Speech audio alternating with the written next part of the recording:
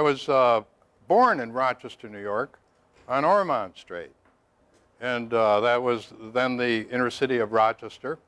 And I was 8 years old, and when I was going to school, I was kind of teased a bit. Like I heard a couple of kids behind my back saying, he's not only pigeon-toed and bow-legged and knock-kneed, but he's very, very dark. So I went home. Got to remember now, I'm 8 years old. I went home and looked in the mirror, and my toes were pointed in, and I did look a little bow-legged, and I was kind of knock-kneed, and I was very, very dark. So I kind of, at 8 years old, I kind of didn't like who I was.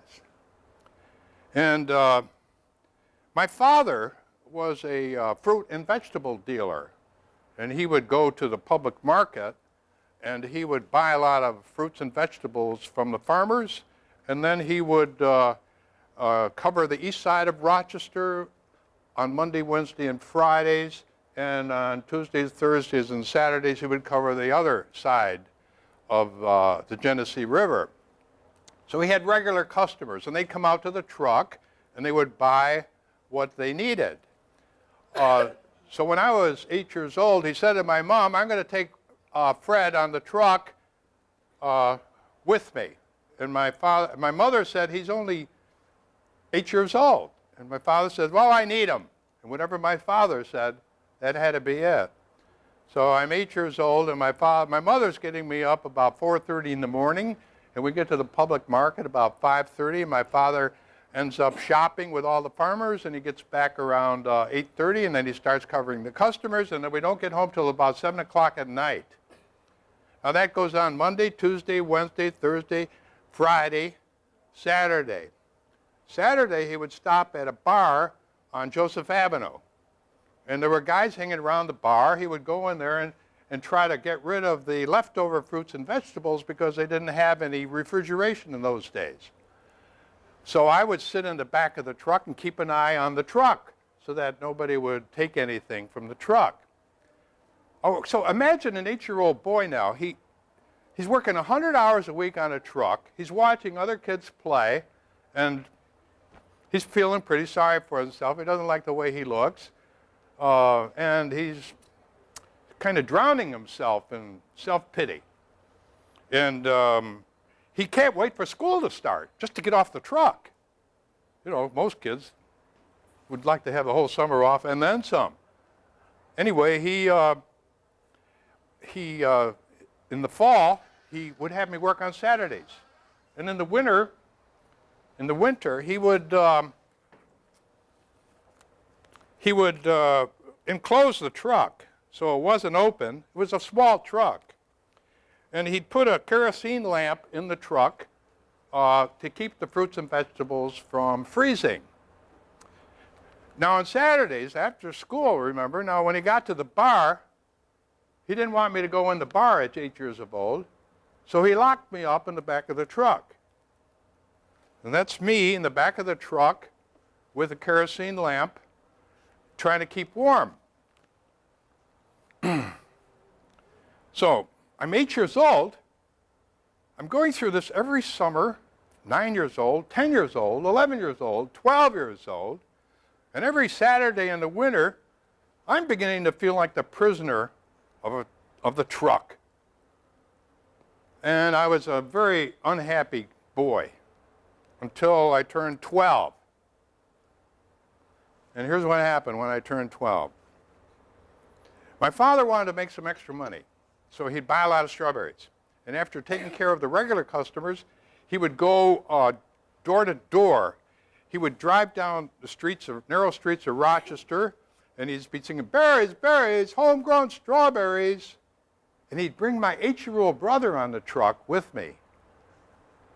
Now remember, I'm 12, my brother's 8. So he's covering one side of the street, I'm covering the other. And my father says to me after about 15 houses, Fred, your brother Joe, he's only 8 years old, and he's selling 4 times as many strawberries as you're selling. What are you doing wrong? got to remember now, I'm not a happy boy, right? And I looked at him and I said, well, maybe he's got the better side of the street. He said, no, no, you're doing something wrong and I'm going to watch you. Now, my father is born in Lebanon. He's an immigrant. He's got an accent. He's going to embarrass me in front of a lady. So I'm kind of nervous. But he's watching me, and I go up to the house. I go up to this house like this, see, and I have 2 baskets in my hand, and they're full of 3 quarts each. And I'm holding them like this, and I'm looking at the lady. If she comes to the door, I say, you don't want to buy any strawberries, do you?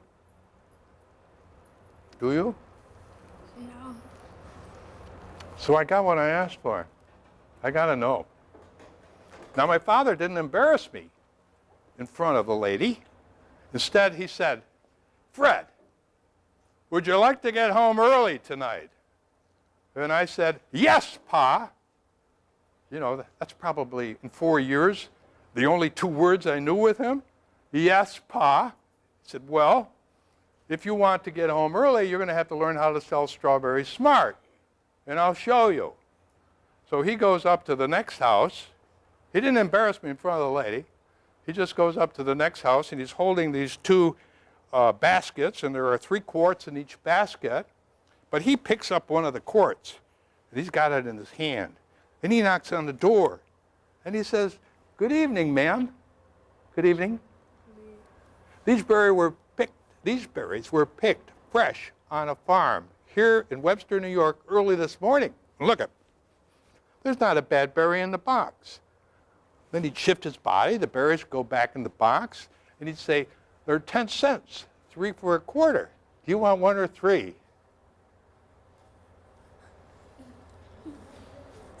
1 or 3? 3. 3, wow. And then he said, you think I'm lucky? And he went to the next lady of the house, and she said 3. So I began to practice, big word, practice selling strawberries. And I caught up to my brother Joe. And then suddenly the kind of a light lit in my head, and it said, these ladies who bought my strawberries didn't see a pigeon-toed, bow-legged, knock-kneed, dark-skinned boy. They saw a boy with enthusiasm.